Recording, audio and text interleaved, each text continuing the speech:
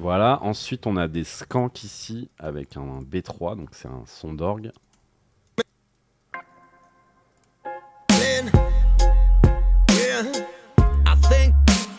Qu'on entend à peine.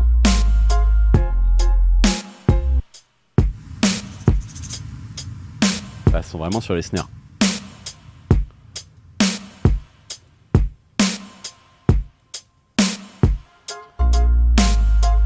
Ok, et là pareil, je me rends compte qu'on a laissé des violons MIDI pour doubler les violons qui ont été envoyés par Isa aussi.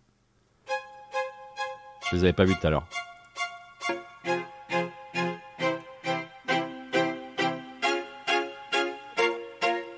Donc pareil, ça va. Alors, du coup, ça va rajouter de les mélanger avec des prises de son, ça va rajouter de l'attaque, comme vous le sentez là, quand je les enlève et que je les remets.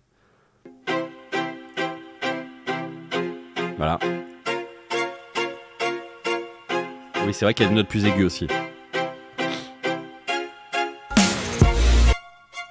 Oui, c'est vrai que c'est plus aigu aussi. Mais par contre, il y a un autre truc qui est très important, et ça marche autant pour Isa que pour les prises de piano de Julien. C'est qu'en fait, quand vous chargez comme ça, quand vous superposez des sons, il va se passer un truc, c'est que ça va avoir tendance à masquer un peu la fausseté. Et Isa, de temps en temps, voilà, j'ai le regret de te dire qu'il y a quelques notes qui sont un petit peu en dessous, un peu au-dessus.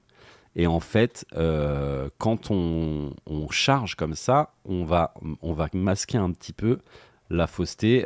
Et ça marche, comme je le dis, hein, le piano de Julien était pas... Julien n'accorde pas son piano toutes les semaines, c'est hyper compliqué. Donc des fois, il fait des prises de son avec un piano qui est légèrement désaccordé. Ça coûte très cher d'accorder son piano. C'est pas lui qui le fait, c'est un métier à part entière. Donc il est obligé de faire venir quelqu'un chez lui. Donc son piano n'est pas accordé H24.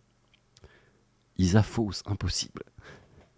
Et donc voilà, de mélanger avec du MIDI. Le MIDI, lui, il sera jamais faux. À moins que tu lui dises que tu veux qu'il soit faux, lui, il sera jamais faux. Il n'y a pas des petites cordes derrière l'ordi, là, ça serait rigolo. Mais non, ça n'existe pas. Donc, de le charger avec de le mélanger avec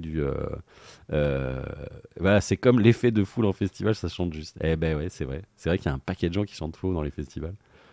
Mais le pire, c'est pas la fausseté dans les festivals. Moi, ce qui me choque le plus, enfin, dans les festivals ou ailleurs, dans les foules en général, c'est le rythme. Tu sais, il y a des gens quand ils chantent, par exemple, Joyeux anniversaire, ils chantent juste, mais ils n'arrivent pas à respecter les trous. Et moi, à chaque fois, ça me bute. J'ai envie de leur dire, mais taisez-vous, vous avez mangé un temps là, tous. Et en fait, ça, c'est un truc qui est systématique. Les gens qui se mettent à chanter de plus en plus vite, mais qui chantent juste quand même.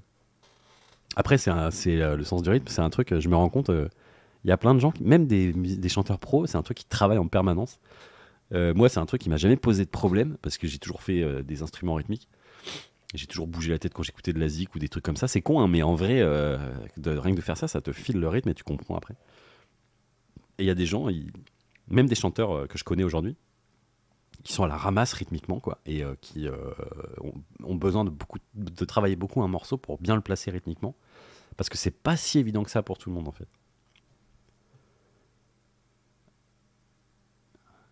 C'est comme la respiration. Eh ben, l'autre soir, là, quand j'ai bien galéré hein, sur le deuxième couplet. Mais par contre, ceux qui viendront voir la dernière date de Smokey Joe au Grand Parc, ils auront peut-être droit à une version spéciale pour les deux. On verra. On est en pourparlers avec le père Yoshi. Il y en a là qui seront là le 13. Qui sait que je vais voir le 13 octobre? Ce sera la dernière. Hein. Ce sera la toute dernière. Ça va être émouvant. Mm. Mettez-vous au premier rang, les amis, parce que il y aura une session câlin. On se fera une session câlin vers la fin du set.